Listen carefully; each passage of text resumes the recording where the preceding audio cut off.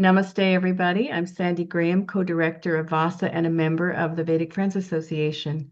I'd like to extend a warm welcome to all our distinguished guests and speakers to Dharma Dialogues. Dharma Dialogues is held on the first Thursday of each month, and today's topic is part two in a series called What are the Most Fascinating Lessons from the Mahabharata?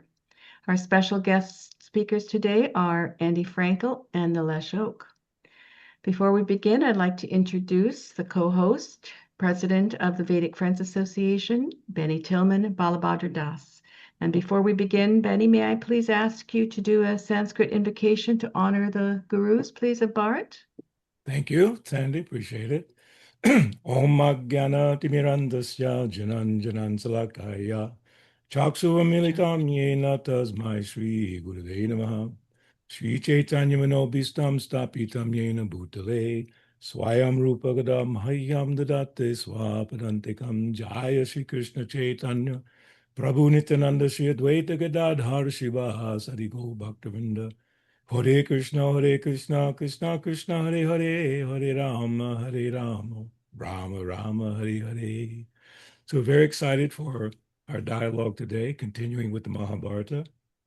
And I just had a thought that I'll share very quickly is that these wonderful teachings and presentations from the Vedanta, Vedic literature, Sanatana Dharma, we should never take them to be like they say sometimes mythology or it's too fantastic to believe in it, because everything we've ever learned in this world has come basically from the past, people that we never met, great persons in history that we never met, but we chose to follow their teachings, and then that impressed our lives or improved our lives.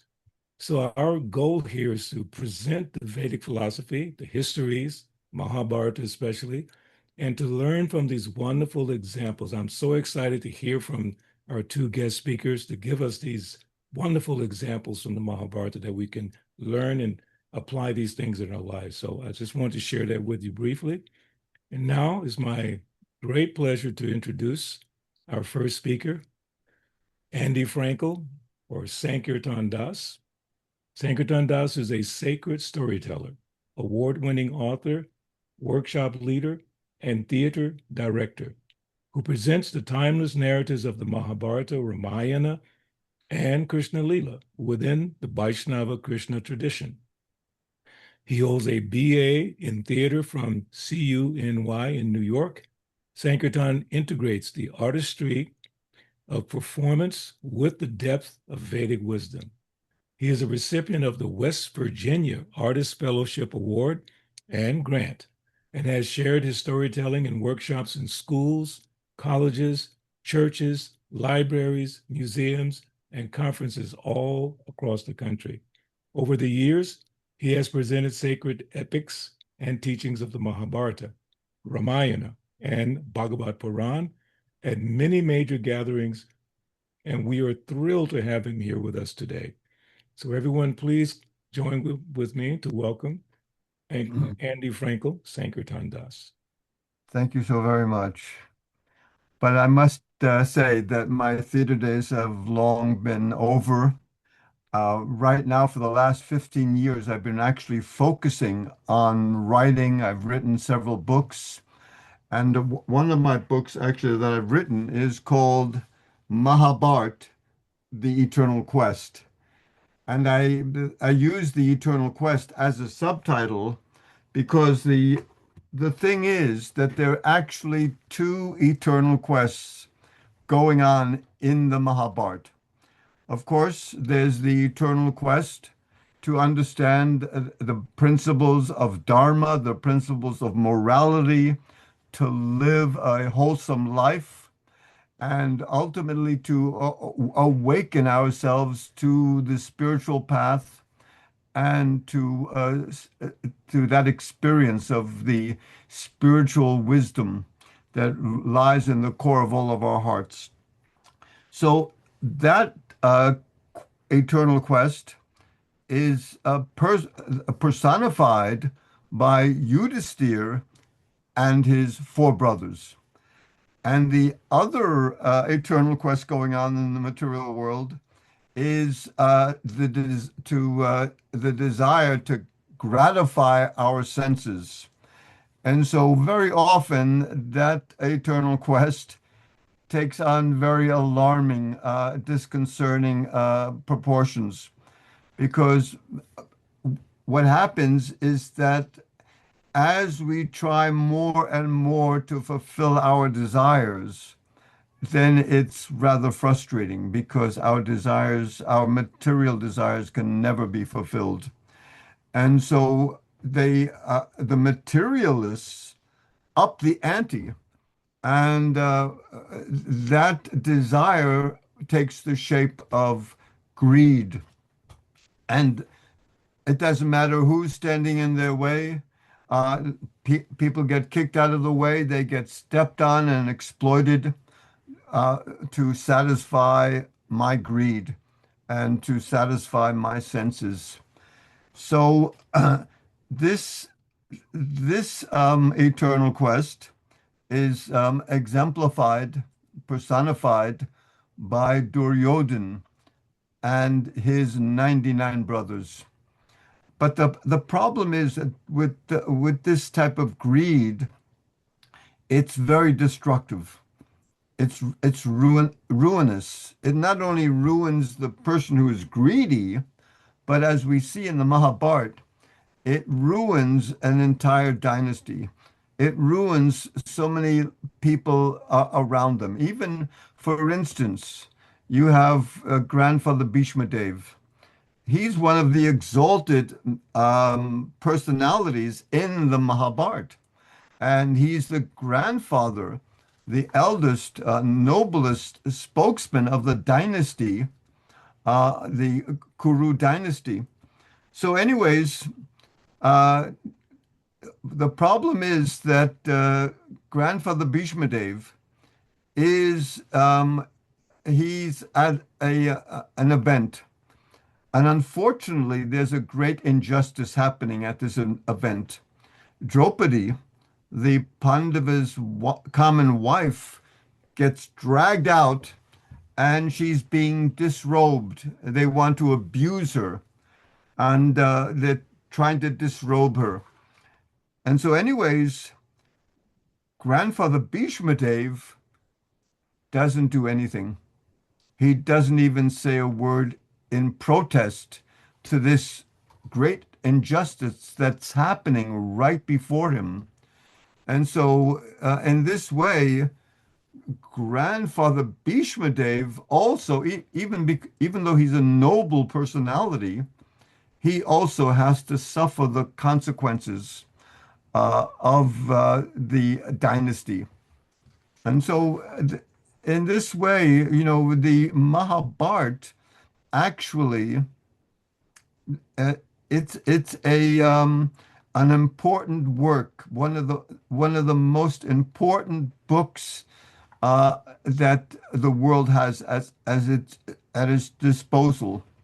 Even Srila Prabhupada mentions this. But there's a great story in the Mahabharata also about Yudhistir and Duryodhan. They're the leaders of both their different camps. And the problem is that these things they're juxtaposed. The pious and the impious throughout the Mahabharata, they're juxtaposed with each other. And interestingly enough, every generation has this juxtaposition of the pious and the impious, and what are we going to choose?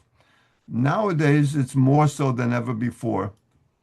But Dronacharya, the teacher of the various young men at the court of the Kuru dynasty, he's teaching them, and he knows that Yudhisthira and Dronacharya, they're going to have a leadership position, and he wants to test them. And he asked Duryodhan, Dronacharya asked Duryodhan to go out into the city and find me someone who is greater than you. And he also asked Yudhistir to go out into the city and find me someone who's lower than you. And so Duryodhan is wandering around the city. He sees some Brahmins and he dismisses them. I says, the Brahmins are so weak. We have to protect the Brahmins. And then he wanders through the marketplaces and he also says, we are protecting the various artists and craftsmen and producers of various products. We're the most important. We're the greatest. And even he meets a group of nobles. And the nobles, they all genuflect and they honor him. So he's thinking, just see, even the nobility are honoring me. And he's thinking, I'm the greatest. I'm the best. No one is higher than me. And he goes back to Dronacharya empty-handed. He can't find anybody better. And in the meantime, Yudhisthira is also looking. He sees the Brahmins and he honors the Brahmins. That the Brahmins, they are providing so much knowledge and insights to the rest of us in society so that we don't get entangled in the material world. And then he wanders through the marketplace and he respects all of the craftsmen and the artists, that these people are supplying, they're creating the products that we use every day. That I'm only a humble servant to these people. And so he's wandering around the city. He can't find anybody lower than himself. But then all of a sudden, he comes upon a man who's drawing water from the well. And Yudhisthira thinks, here is a man who's lower.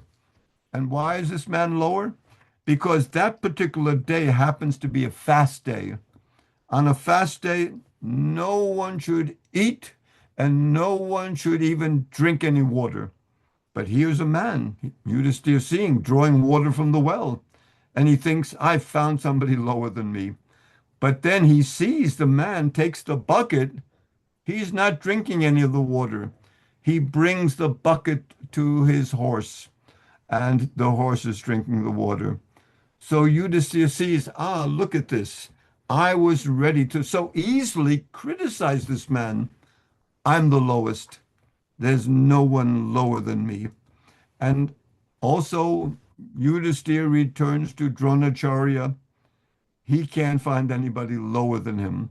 So this is a great example, this story of the concept of servant leadership. That this is kind of a new term, servant leader, but actually Yudhisthira embodies that principle of servant leader. And this is in the Vedic principles, in the Dharmic principles, that the most responsible person, the person who carries the greatest burden is the leader. The leader there's no question of the leader taking his position as a way of gaining some power and some influence on wealth on his own. No, the leader accepts the responsibility of his position to serve the others and never ever thinks of exploiting his position for his own ends. And so we have in the Mahabharata, one of the wonderful things is that we have a genuine an understanding of what a leader is supposed to be. And we also have a profound understanding of the universal principles of Dharma. And these are found, to one degree or another, these principles are acknowledged and found in different cultures around the world. I do start off with the one question. Narada inquired, my dear Yudhisthira, Are you seeing to it that all the citizens are happy? This is the first duty of a king or any leader. Happiness must take the shape of two things: justice and economic prosperity. But take care. Now, Narada Muni warns him, take care that wealth is not used to bend the justice, nor should we manipulate justice to increase and secure our wealth. So this is very important. Justice and wealth are not playthings to just artificially increase our happiness. And he continues, you are the king, and to carry out your duty, you must maintain forts and soldiers and chariots and elephants and spies. And even though you have many men and many resources at your command, and even though you are expert in collecting taxes and in the art of diplomacy, I hope that you don't let your mind be consumed by the power that you possess. And I hope that you don't let any other persons whose passions are uncontrolled or who would accept bribes and perform wicked deeds, I hope you don't let them near that power. I hope you always are devoted to the good of all people. So this is a summation of the 100 questions that Narada Muni asks Yudhisthira at this point. So there are many, many great examples of why the Mahabharata is so important in this age. Our spiritual teacher, Srila Prabhupada, he says that the Mahabharata in this age are more important than the original Vedas. And why is that? Because the Mahabharata not only teaches the principles of Dharma, but there are many examples of what is Dharma and what is adharma, what is pious and what is impious amongst leaders and amongst the population. And so this is a very essential thing to understand the Dharma, and also people need to understand the qualities and the responsibilities of leadership. And I don't think people and at this time understand these things very properly. There's so much anxiety, so much confusion and chaos because of what is happening in the halls of power. And so for the Vedic Friends Association and for devotees in general, one of the most important things that we can do in this age, at this time, is to educate people on what are the genuine qualities of a leader and what are the eternal principles, the universal principles of Dharma.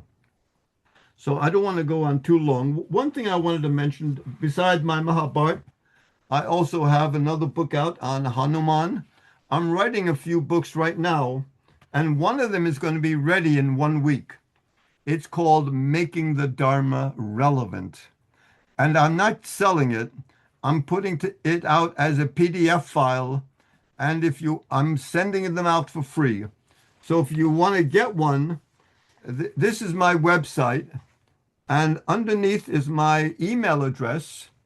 If you want one, email me, and I'll be happy to send you this manuscript.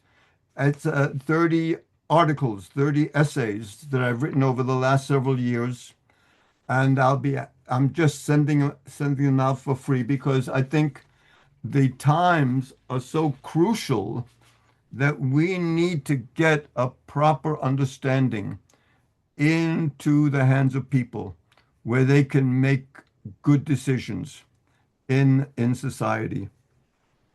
So I thank you for your attention. I don't know if is this the time for questions or does that come later? That'll come later. Okay. The next speaker. Thank you so much. Thank you, Tom. It was very inspiring. Thank you.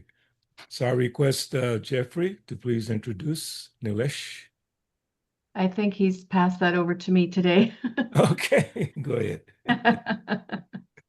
All right.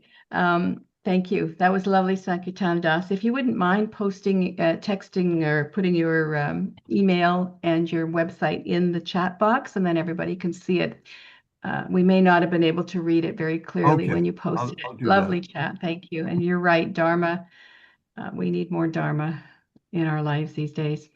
All right, it's my pleasure to welcome Nilesh Oak, a respected author, researcher, and speaker of the ancient Indian knowledge systems, history, or the Itihas traditions. Nilesh has done extensive work on the astronomy, chronology, and historical references found within the Mahabharata and the Ramayana. He holds degrees in chemical engineering as well as an executive MBA and brings a wide-ranging interdisciplinary approach that includes astronomy, archaeology, geology, genetics, ancient narratives, and philosophy. That's a mouthful there on long words, Nilesh. He's the author of several influential books, including When Did the Mahabharata War Happen?, The Historic Rama, and Bhishma Nirvana. His research has inspired scholarly discussions, lectures, documentaries, and further inquiry into the antiquity and scientific depth of Indian civilization. I want to, at this point, recommend that everybody go to his YouTube site. If you haven't heard Nilesh Oak speak before, especially on the Mahabharata, you are really missing out. We only have him for 20 minutes today. And the question that we're going to ask him today is to share a few stories that had a personal impact on his life and why these moments stayed with him. Now, you have to understand that Nilesh has done such in-depth research on the Mahabharata, and we won't go into his particular dating of the Mahabharata, but I do want to ask him a personal question because he's done so much research and we so value his opinion. We're so delighted to have you here, Nilesh. Everyone, please welcome Nilesh Oak. Namaskar to everyone. I hope you can hear me fine. Somebody, Sandy, if you can just give a thumbs up there. Yes, you're fine. Okay. Thank you. Very good. What I am going to share, two stories, same subject, just like Sankirtan Prabhuji shared two personalities and how they looked at the same question. So Yudhistir and Duryodhan, and found different answers. In part, this is because, as Bhagavad Gita, Bhagwan Krishna says, Trivida bhavati shraddha dehinansa sobhavaja. So we are bundles of sattva, raja, and tama in a different quantity. So we are very unique, like everyone else, but we are unique, each one of us. We bring a certain knowledge, a certain karma balance from the past, and our journey continues. So here, the aspect I want to discuss is, I'll use the Sanskrit words and our translation were used as a personal and impersonal. May not be the perfect translations. I mean, Jeffrey, when he concludes, he can add more to that. But Saguna and Nirguna. Now, many times in our dual setup, like everything we want to understand as good and bad and high and low, and we tend to put one below the other. But in reality, as you go deeper, you realize there is nothing like that. Everything has a role to play. Just to take sattva, raja, and tama. The sattva is you are working whatever you have to do in this karmanye vadikaraste spirit, which is like you're focusing, giving your best to what you are doing, but not being attached to the outcome. Now, on the other hand, when you look at the rajas, the mode of passion, and tamas, the mode of ignorance, that's Srila Prabhupada's translation, most of you would be familiar with. The passionate person says, as if, the rajasa, that if I am going to do the work, I want its reward. And the tamasic person says, if I'm not going to reward, then I don't want to do the work. That's like a simple way of explaining what those two are. Now, similarly, I'm just saying, so it looks like bad, but to a devotee, a person in a devotional service, even these can be spiritualized. So therefore, a person who works very hard, I mean, number of you, imagine your days distributing books in the month of December, the Gita Jayanti month, and so on. And so you get so exhausted that at the end of the day, you are so tired and now you go to sleep. And typically sleep may be considered a mode of ignorance, but not to the person in a devotional service. Even that tamas, that your sleep gets spiritualized, okay? That also becomes a yoga. The two words that I want to share today is that saguna and nirguna. And two stories from Mahabharata. Is the first story is the story of teacher Drona teaching two students. One is Arjuna, that everyone is familiar with, but the other one, I'm sure most of you are familiar, is Ekalavya. Okay, so Ekalavya is someone who approaches Drona when Drona has already been commissioned by Bhishma to teach the Kuru princes, both the Kauravas and Pandavas. And Drona has taken a vow that he is going to make Arjuna the best Dhanurdhar, the best bowman. And so then when Ekalavya approaches Drona, Drona tells him that I have taken this vow, so I cannot actually take you as a student, because Drona notices the inherent ability of Ekalavya. So he does not accept him as a student, but Ekalavya does not give up, because in his mind, he has accepted Drona as his teacher. He goes to the forest. He makes a statue of Drona. And every day in the morning, he just gets up, and after his Mangalarati equivalent, he starts there and just does, the bows down to Drona's statue and start practicing his archery skills. And he becomes very good. Very good. Actually becomes so good that when finally the interaction happens, when Ekalavya comes to Drona in a very interesting way, and the story is in the Mahabharata, but I'm not going to go into that details. Drona realizes that Ekalavya, on his own, of course, with a reverence to Drona, has become a phenomenal archer. Now, that is a challenge to what Drona has promised, to make Arjuna the best bowman, the best archer. And so when Ekalavya comes to Drona and he says, thank you for teaching me, and everyone is surprised because they have no personal memory of interaction. And then Ekalavya explains how he learned it. And then he says, now it's a time for the tuition fee, the Guru Dakshina. And Ekalavya, when it comes to Drona, Drona asks Ekalavya for his thumb, which is so crucial for an archer. And without even a moment of hesitation, Ekalavya gives his thumb, he cuts his thumb and offers it to Dronacharya, Drona. Now, this is seen as a story as like a very unfortunate or something that's not very fair and so on.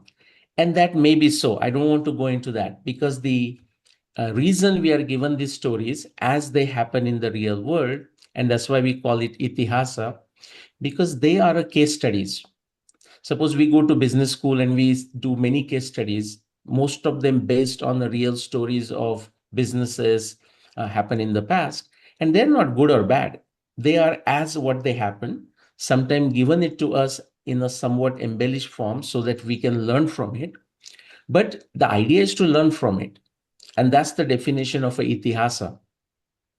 Dharmartha kama mokshanam upadesha samanvitam purvavrittam kathayuktam itihasam prachakshate. So itihas is that thing which is based on a past real event, but told to us in a embellished form. I don't mean embellish in the sense of a false narrative, but embellish just like a poetry or anybody's biography. When you read, the biography is kind of modified in a certain way. There is a certain narrative flow, something like this. And the objective is that it serves as a guidebook for us to understand dharma, artha, kama, moksha, the four purushartha. Now let's come to Arjun. Arjun is getting a direct teaching from Drona. Now he's a personal in connection. So he is getting the influence of Drona's characteristics. So you can consider the guna. So Drona Sattva, Raja, Tama is also getting rubbed on Arjun. Now fast forward. So when Drona asked Ekalavya for his thumb, he did not even hesitate for a minute. He gave the thumb. Therefore, his skills actually went down. But he continued to do this practice with Drona as a guru. And he learned how to be a very powerful archer even when his thumb is cut. He did not let that affect him. So now the difference I want to say is Ekalavya never got it in a direct fashion. That's like a nirguna bhakti, you can say. And Arjuna got it directly. But in the process, Arjuna also got the emotional content of Drona. And how does it reflect? For example, Ekalavya continued to be a great archer. Eventually, he was removed by Bhagwan Krishna because of some other connections. That's not part of the story. But in case of Arjun, what happens is this. He remained a very powerful archer. But keep in mind, until Bhagwan Krishna was here in his physical form. At the end, 36 years after the Mahabharata war, Bhagwan Krishna saw what is happening around him in his clan in Dwarka, west coast of India. He sent a message to Arjuna to actually come because he realized that his wonderful, prosperous city is going to be destroyed by the sea 36 years after. So Arjuna comes, but he realizes that Bhagwan Krishna has completed his avatarhood and has gone back. And as soon as he hears it, he actually loses his efficacy. In fact, when he takes the old and the very young and the residents, the ladies of Dwarka, and he's taking them after the destruction of Dwarka back to Hastinapur and Indraprastha. And when some other folks attack the caravan, actually Arjuna realizes that he has lost the power of his bow, the Gandiva, and he himself has lost the power. And why is that? Because Bhagwan Krishna is no longer with him by his side. Against this, if you want to do the comparison, Uddhava, now Balabhadra Prabhu said, it's not just about Mahabharata, although it's in connection with the Mahabharata. And by the way, when we are talking of Mahabharata, we are talking of the Vedas. We also call it Pancham Veda.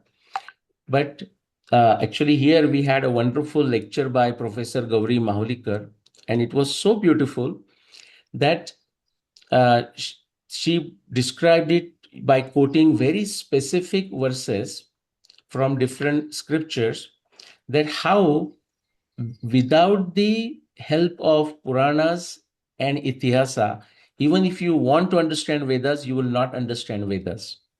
So this is not an optional subject. This is not a choice. That if you want to understand Veda, you have no option but to study Mahabharata, but to study Ramayana, and but to study Puranas. Because that is the way, that is the key. These are the passwords to understand the Vedas. So in case of Uddhava, so I just talked about the Ekalavya and Arjuna as a Nirguna and a Saguna Bhakti, or as a teacher. The relationship of Krishna with Uddhav and with Arjun is kind of a similar kind.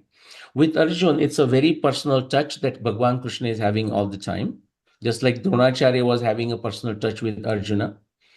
Whereas Uddhava, he also lived with Krishna, but here the dynamics is slightly different. Again, it's a Saguna and a Nirguna. Just like we saw, when as soon as Arjun heard of Bhagwan Krishna's Nirvana, he almost lost his strength. interestingly, just like Ekalavya was not disturbed even when he did not get a personal training from Drona, or even when his thumb was cut, he found a different way to pursue his profession. Uddhava, actually, Bhagwan Krishna tells him, you don't live anymore in this Dwarka. The place is no good place anymore. I am leaving this place. You also go away. And so Uddhava goes for the Tirtha Yatra, just like Chaitanya Mahaprabhu went around India. Uddhava also goes around India. And in fact, when he's in a Badari ashram, somewhere in the northern part of India, that's when he comes to know of the passing away of Bhagwan Krishna, like Bhagwan Krishna leaving his avatarhood in the physical body that he was here. And he just chuckles for a minute, but Bhagwan Krishna has given him enough of this advice that he remains unaffected. In fact, he feels so pleased in the sense he says, now when Bhagwan Krishna was here physically present, and if I wanted to talk to him, I had to go to Dwarka to talk to him. Now that he is back to his creation, I don't have to physically go somewhere. Wherever I am sitting, I can communicate with Bhagwan Krishna, and he finds his peace. On the other hand, Arjuna loses all his power to the extent, number of you may know the story, some of the residents that he is taking away with him, they get attacked. Some of them get stolen. The wealth gets plundered. So the points I want to summarize this, the both Saguna and a Nirguna has a importance. Like Ekalavya is a good example that even in the absence of a direct teacher, what you can accomplish. Now, if you take that similarity between Drona and Arjun, Drona, as soon as he heard during the Mahabharata war on the 15th day that his son has been killed, in reality, his son has not been killed. But this is again a wonderful ploy by Bhagwan Krishna that actually he gets one elephant with the name Ashwathama, the same name as Drona's son, get killed, and ask Yudhisthira, I will not go into those details, but Yudhisthira to convey the news because Drona would trust Yudhisthira. And Yudhishthira hesitates, but Krishna insists. And the way he conveys the message is very interesting. He says, Ashwathama has been killed. Ashwathama has been killed. And in a very soft voice, Yudhishthira says, I don't know whether it's a human being or an elephant. So Drona does not hear that second part. He thinks his son has been killed. He suddenly loses all his energy. And then, of course, he gets killed. On the other hand, you can see a different effect on Arjuna. On the 13th day of the Mahabharata war, Arjuna's son, Abhimanyu, gets killed. And if you look at the 18-day description, you will see that the Arjuna is doing a great work every day. But the greatest work actually came after the 13th day when Abhimanyu is gone. And actually, it led him towards a very decisive fights. You can see the Drona and then the Karna and all the other warriors, and finally Duryodhana with the Bhima and the decisive victory of Pandavas over Kauravas. So each of these things, whether you have a personal touch or then finally you lose that person, has a lesson for us to teach, that the lessons continues. And as we saw in the case of Uddhava, both of them had association of Bhagwan Krishna. So that was a Saguna association, Saguna relationship, Saguna Bhakti. In case of Arjuna, he never thought of that Nirguna. So suddenly he lost his efficacy as soon as Bhagwan Krishna was no longer with him. On the other hand, in case of Arjuna, in case of Uddhava, his devotion, his power, his ability to convey the Krishna's message actually got better and better even after Bhagwan Krishna left, because he understood how to do the bhakti in the presence, but also in the absence. That's all I wanted to say. So, Sandy Prabhu, back to you. That is such a good example that you gave, Nilesh. I think just on a day-to-day, so much of the work that Jeffrey and I do is a lot of counseling, and it is around the death of, and this is a terrible English word because you can see where the concept of death versus moving on from a body or leaving a body, it's quite a different concept in the East versus West. And there's so much grief when somebody leaves the body. The West just has that I mean, Jeffrey always says, of course, we miss our dear friends, but the actual premise that they've moved on, and we should be joyful that they've moved on, is just not present in the West. And so it is such a valuable lesson. So thank you for sharing that and the way you shared it. It was lovely. Jeffrey, I can see that you might want to say something. And Yes. everybody else, while Jeffrey's speaking, if you have a question, just formulate it and we'll present it to the speakers, or you can raise your hand. Go ahead, Jeffrey. Thank you, Sandhya Devi. And Nilesh, thank you very much for taking us so deeply into the pulsing heart of this most important understanding for us in the Mahabharata and all of the figures and lessons that are associated with it. It just so happens that in thinking of what might happen tonight, I brought a poem out to read that I think will align with what you said. It is my attempt to do so. It's called The Last Lesson of Yoga. The real reason yoga was taught in the middle of a battle is that it is Kali Yuga and iron is its metal. So the principles of yoga will be practiced under fire, and our last pose will be Shavasana on our funeral pyre. Meanwhile, the corruption of our world will bubble and roil until we are done with the stench and crudeness of oil. Yet that will not be the end, just a new beginning. A word from our sponsor before the second inning. For this world was designed to test our assumption. An exile devised to see if we have the gumption. A global plot to challenge our desire, to force our hand and see with whom to conspire. Will we remember that all the players are divine, or merely salute when the dark ones say to stand in line? Will we learn who is who in the politic? And will our conscious knowing finally pick the planetary path of truth and beauty? Living love, preserving life, our duty. That is the Dharma, handling each thing just right, removing darkness while filling the world with light.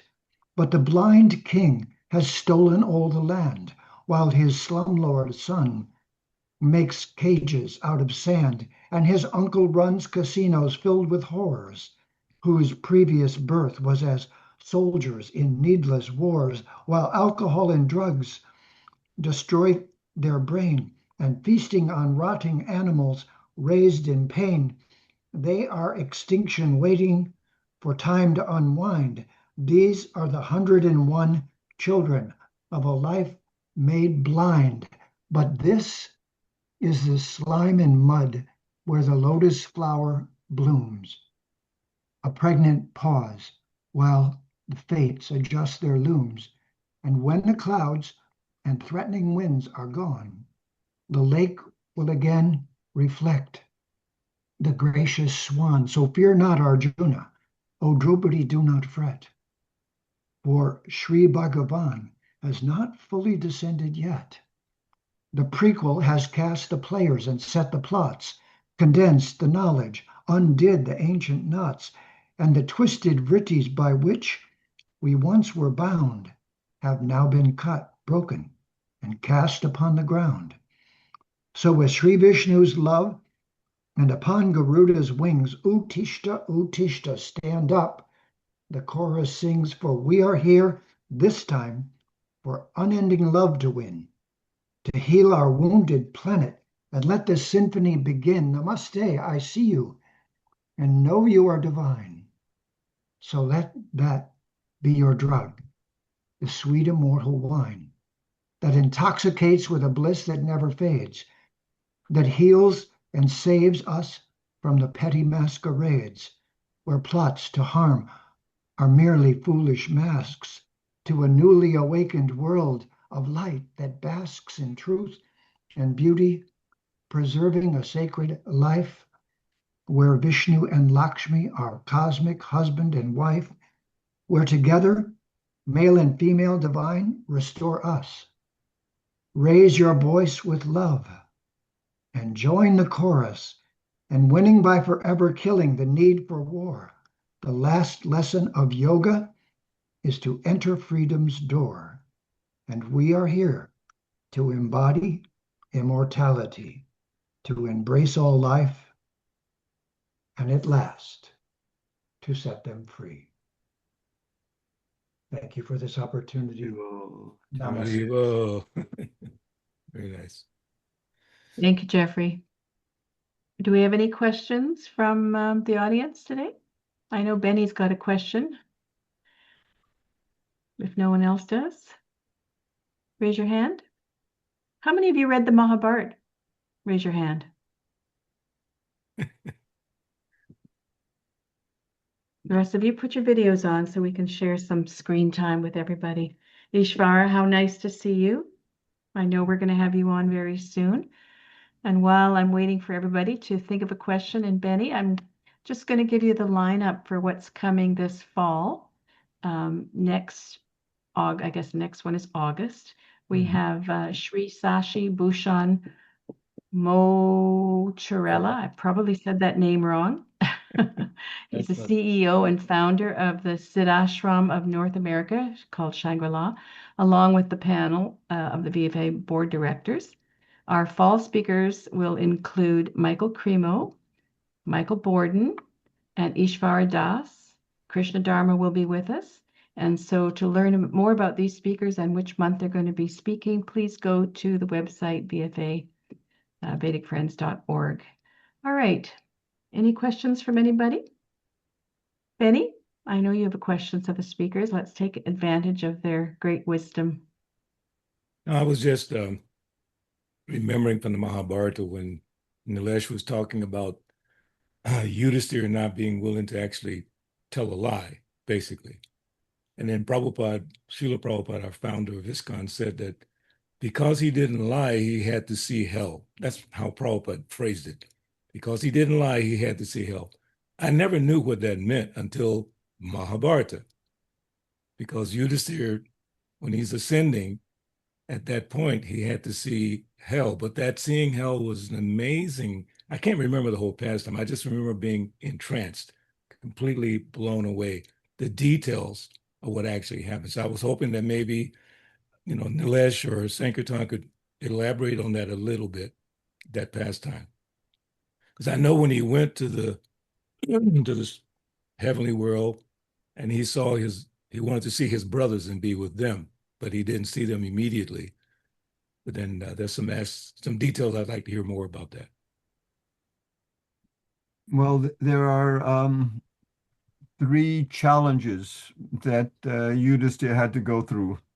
One of them was at the Lake of Death, where he was asked so many questions. And then the other one where he befriended a dog and he wouldn't leave the dog to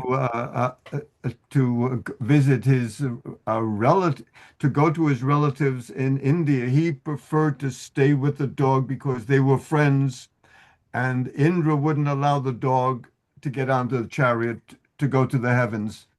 So what Yudhisthira said, it's a great sin to abandon a friend. And finally, of course, when he got to heaven, his brothers and their common queen Draupadi wasn't anywhere to be seen. And so somebody guided him down, down, down into a horrible atmosphere. And there they were in the midst, their voices called out to Yudhisthira that please help us. And Yudhisthira wouldn't abandon. He said, I'm not going back. I'm going to remain here with my queen and with my brothers. So these were 3, there's a lot of things happened in 3s. And a good storyteller always, focuses on the 3 things. And so anyways, here, what always struck me is that the Pandavas they were friends of Krishna. They were actually relatives of Krishna, but they were not spared the trials and the tribulations. We all have to go in this material world, even in the heavens. There's so many different trials and tribulations that we have to journey through, that we have to endure. And so this is an example that Krishna's dear friends were not exempt from the trials and the tribulations. Thank you. Very nice. Thank you very much. Nilesh, you want to jump in on that? Yeah, well, I'll just add to what Sankirtan Prabhu said. The part of the trial, or even otherwise, that Yudhistir finds it surprising, or even the Pandava brothers find it surprising, when they reach the heaven to see Duryodhan already there. Okay. And he says, what's going on? So just like the law of karma is kind of just in the sense Duryodhana, like we all as a living entities are packages. Some of us may have a lot of good and a little bit of a bad and vice versa. So Duryodhan, for his part, as a king and as a ruler, not to Pandavas, not to many others, but he has done some good and he has to get that karma portion. So he's given a choice. Since the good portion is say less, he says, okay, why don't you enjoy that equivalent of that good karma? So he is sitting there for in the heaven. And so these are surprise. How come? What is Duryodhana doing there? But by the time they reach there, Duryodhana's time there is kind of over, so he's moving on. So which is also tells us the brutal nature. So it's not good or bad, but the brutal nature of a karma. I mean, it's like a law of physics, So therefore, always try to do the good to the best of your ability and don't think anymore. So just a addition to that story, because that's also surprising fact for us to when we hear that. I mean, we just cannot say what's happening now. And that is actually said to be the initial reaction of Pandavas too. Thank you. Very nice. It's kind of interesting that some of you might remember this TV show, Twilight Zone. And there's an episode in Twilight Zone, because when you're saying Yudhisthira and his dog, so there's an episode where this man goes to heaven with his dog, but they won't let him into heaven because of the dog. And he says, if I can't bring my dog, I'm not going to heaven. I finally know where the saying doggone came from. So it's a beautiful story. Maybe Rod Serling got some ideas from Mahabharata, who knows? Sandy, any questions, sir? You're on mute. Thank you. Well, it's just about time, and I know personally I could talk to Nilesh Oak for hours, and we look forward to having him up here in Vancouver in the fall. And I know you're going to be doing a U.S. tour. Nilesh, would you like to just mention it and give it a plug while you're here? When are you coming to the U.S.? Yes. So I will be US beginning 16th of July, and I will be there until 6th of September. For the folks who are on the call, just briefly thinking so what I'm planning right now to be in Vancouver is from like a 10th to about 14th of August. That's what I'm trying right now. Very much a possibility. And in Atlanta, I will be there from 31st of August until 5th of September. So that's two places. Other places I'm visiting, of course, LA, San Francisco, Seattle, Cleveland, Phoenix, Newark, Houston, and there may be a couple others I might be missing. Iowa. I'm going to Mercy University, and most of you would know the Waves conference. Jeffrey would be also speaking, if not in person, online. That's what I have been told. So that's my briefly in plan. And I am coming to USA from India. Right now I'm in India. I am stopping over in Germany, and I already have 3 programs planned within my 5 days stay. So I had to cancel 2. So thank you. You know, it reminds me, Nilesh, of when we were a little younger and Jeffrey and I were on tour, sometimes for 30 and 40 days at a time, you know, 3 and 4 talks a day, day after day. And, you know, you never know where you're going to be. They just pick you up and transport you. And now you're at the age where we were. It's your turn. Thank you for carrying the torch.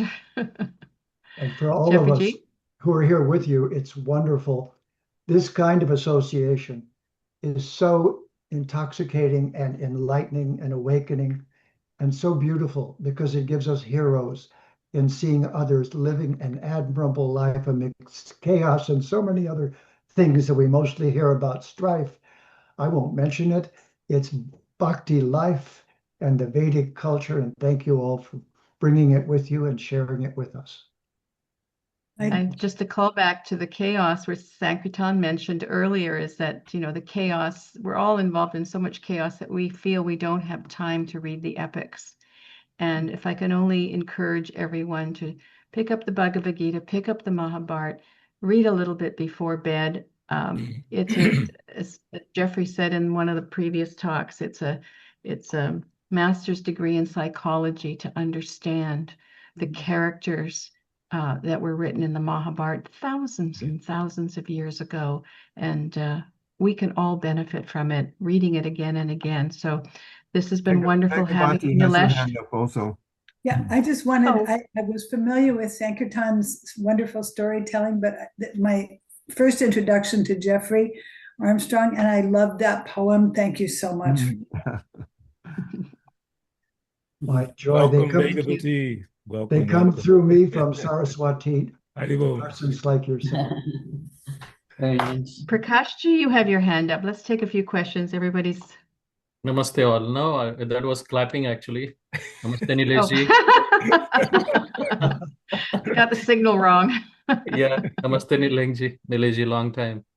Namaskar. We'll wait for you in Atlanta. Yes, yes. All right. It was great Thank you, talking everyone. about that Nirgun and Sagur aspect. It was amazing. Thank you. Yeah.